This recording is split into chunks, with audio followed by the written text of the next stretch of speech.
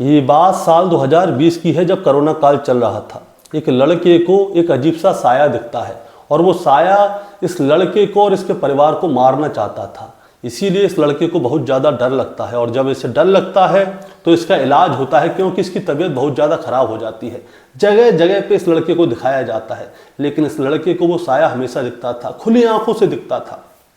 साल 2020 में क्या होता है दोस्तों, एक बार वो साया इस लड़के को और इसके परिवार को मारने के लिए आता है, लेकिन ये लोग बचे जाते हैं। इसीलिए इस लड़के को लगता है डर, कहीं ऐसा ना हो ये साया मुझे और मेरे परिवार को मार डाले। इसीलिए ये लोग क्या करते हैं, पूरा का पूरा परिवार रात के समय एक ही कमरे में सोता था, डर की वजह से कि कहीं वो साया आ ना जाए और आके इन लोगों को मार ना दे। अब समय गुजरने लगता है, लेकिन वो साया इस लड़के को हमेशा दिखता था। सितंबर 2025 की रात आती है दोस्तों, वो साया दोबारा से इनके परिवार के ऊपर हमला करता है ताकि इनके परिवार को मार दे, लेकिन दूसरी बार भी ये लोग बच जाते हैं। लेकिन फिर तारीख आती है 19 जनवरी 2026 की रात। 19 जनवरी 2026 की रात को क्या होता है दोस्तों, वो साया तीसरी बार इनके परिवार के ऊपर हमला करता है। उस समय भी ये पांचों लोग एक ही कमरे में सो रहे थे, लेकिन अब की बार ये बच नहीं पाते और फिर 19 जनवरी 2026 की रात को पूरे परिवार को मार दिया जाता है। और जब 20 जनवरी 2026 की सुबह ये वाली बात सामने आती है कि एक ही परिवार के 5 लोगों की हत्या कर दी गई है, तो दोस्तों इलाके में हल्ला हो जाता है कि आखिर ऐसा क्या हुआ होगा कि 5 लोगों को एक साथ मार दिया गया। आखिर वो साया कौन था, किसका था और वो इन लोगों को मारना क्यों चाहता था। दोस्तों आज की कहानी से हम बस यही जानेंगे। दोस्तों कहानी शुरू करूंगा उससे पहले मैं बस आपसे यही कहना चाहूँगा कि अगर आप मेरे चैनल पे नए हैं तो चैनल को जल्दी से सब्सक्राइब कर दीजिएगा, ताकि रोजाना रात को 8 बजे मैं आपके लिए एक सच्ची घटना की कहानी लेकर आ सकूं। नमस्कार दोस्तों, मैं गौरव शर्मा और आप देख रहे हैं गौरव शर्मा सफ़र। दोस्तों आज की जो सच्ची घटना मैं आपको सुनाने जा रहा हूँ, ये सच्ची घटना शुरू होती है उत्तर प्रदेश के सहारनपुर जिले से। और सहारनपुर जिले के अंतर्गत एक थाना लगता है जिसका नाम है सरसाबाद। सरसाबाद थाना क्षेत्र के अंतर्गत एक कॉलोनी लगती है जिसका नाम है कौशिक विहार कॉलोनी। दरअसल मैं बात कर रहा हूँ 20 जनवरी 2026 की सुबह लगभग 6:30 बजे के आसपास का समय होता है।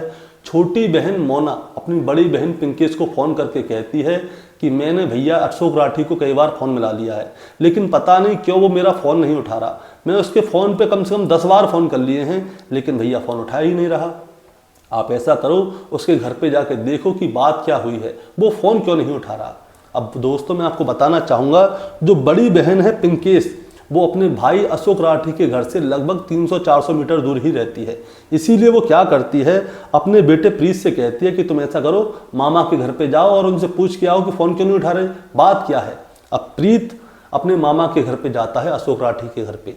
दरवाज़ा कई बार खटखटाता है, लेकिन दरवाज़ा कोई भी नहीं खोलता। फ़ोन मिलाता है, फ़ोन भी नहीं उठाता कोई। इसीलिए क्या होता है, प्रीत जो है वापस अपने घर आ जाता है और अपने पिता जयवीर से ये वाली बात बताता है कि मैंने मामा का दरवाज़ा कई बार खटखटाया है, लेकिन मामा दरवाज़ा खोल ही नहीं रहा। अब ये लोग बड़े परेशान होते हैं कि आखिर बात क्या हुई। सबको फ़ोन भी मिला लिए, दरवाज़ा खटखटा के भी देख लिया, लेकिन वो फ़ोन ना तो फ़ोन उठा रहा, ना दरवाज़ा खटखटा रहा।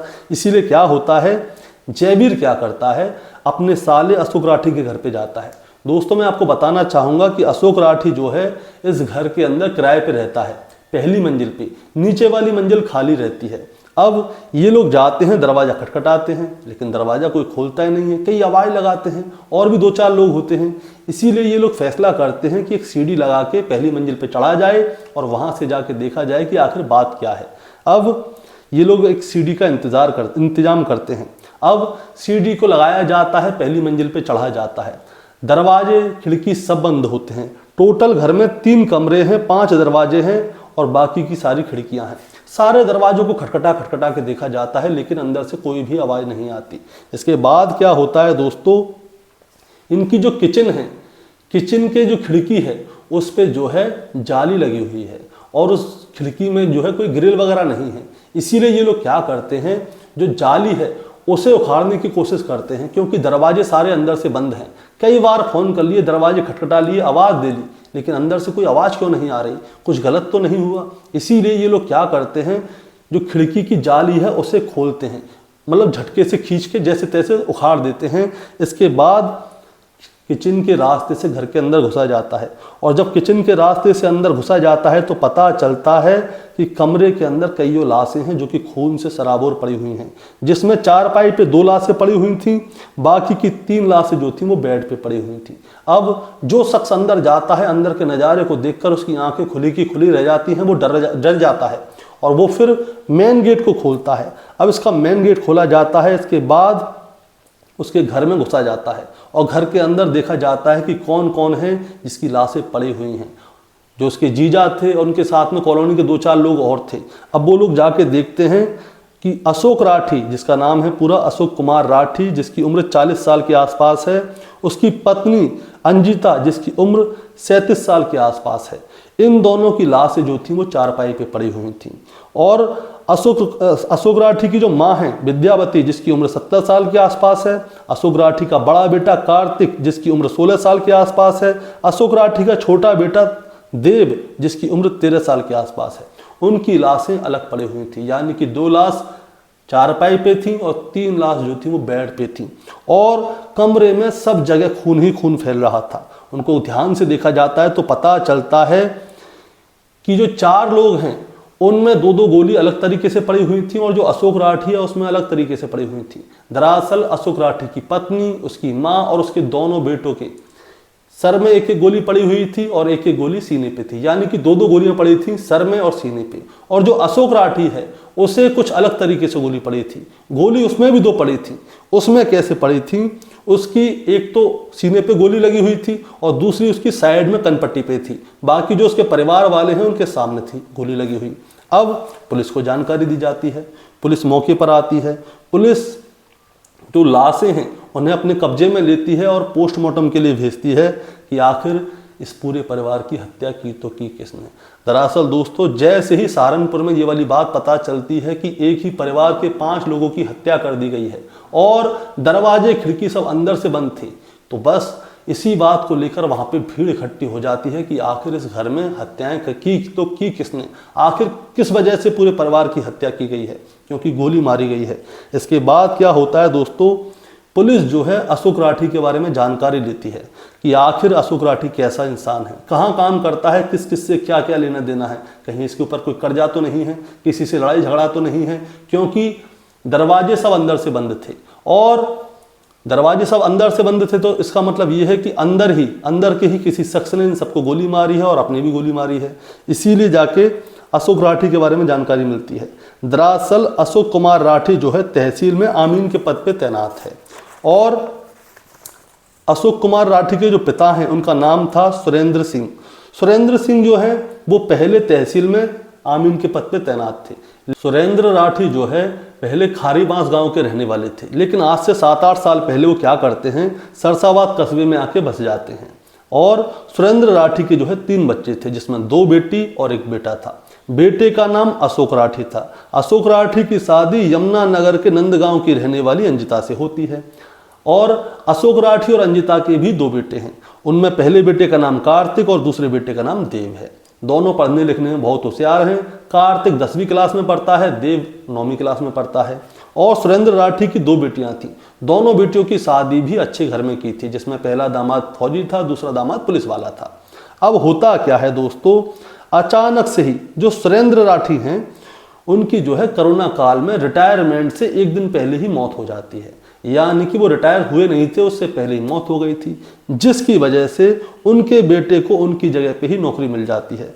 मृत आश्रित कोटे में उनको नौकरी मिल जाती है। इसीलिए अशोक राठी जो हैं वो आमीन के पद पे नौकरी करने लगते हैं। अब होता क्या है, वो पहले के 2 साल तक तो अपने ही मकान में रहते थे, जो कि टीचर्स कॉलोनी में था। और जब वो टीचर्स कॉलोनी में रहते थे तो सब कुछ सही था, लेकिन अशोक राठी सोचते हैं कि क्यों ना हम कहीं और जाके मकान बनाएं, क्योंकि उसकी बहन जो है नज़दीक में रहती थी।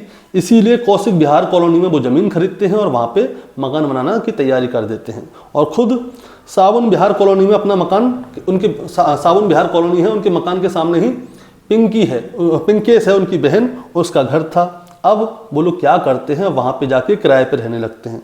किराए पे जिसके घर पे रहते हैं उनका नाम था मांगेराम। मांगेराम जो है CRPF में सब इंस्पेक्टर थे। 2 साल तक ये इनके घर पे किराए पे रहते हैं। अब दूसरी जगह पे इनका मकान बन रहा है इनकी बहन के घर के सामने, और 1 फरवरी 2026 को इनके घर का उद्घाटन होना था। अब होता क्या है दोस्तों, सब कुछ ठीक था, 1 फरवरी 2026 को इनके नए घर का उद्घाटन भी होना है। अब जो इनकी पत्नी है अंजिता, वो क्या करती है, 19 जनवरी 2026 को अपने मायके जाती है और मायके में जाके अपने घर वालों को न्योता देती है कि 1 फरवरी 2026 को हमारे नए घर का उद्घाटन है, तो आपको आना है और सबको आना है। इसीलिए वो 19 तारीख को जाती है। लेकिन जो अशोक बिहारी की माँ है, अशोक राठी की माँ है और अशोक राठी, ये दोनों का क्या मन था कि ये दोनों चाहते थे गांव में रहना। गांव में रहना इसलिए चाहते थे क्योंकि इनके पास 14 बीघा जमीन है और खेती बाड़ी है, अच्छा पैसा वहां से आता है। और दिसंबर 2025 में इन लोगों ने एक नई जेसीबी मशीन खरीदी थी जिससे वो किराए पे चलवाना चाहते थे और उसकी वजह से उनको किराया भी अच्छा आता, यानी कि गांव से इनके जी अच्छे हैं, पैसे वाले हैं। लेकिन इनकी पत्नी जो है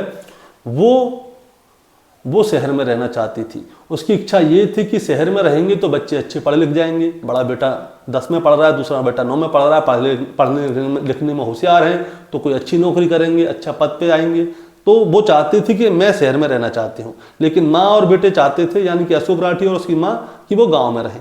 लेकिन पत्नी की चलती है घर में, इसीलिए ये लोग शहर में मकान बनाते हैं और 1 फरवरी 2026 को घर का उद्घाटन था।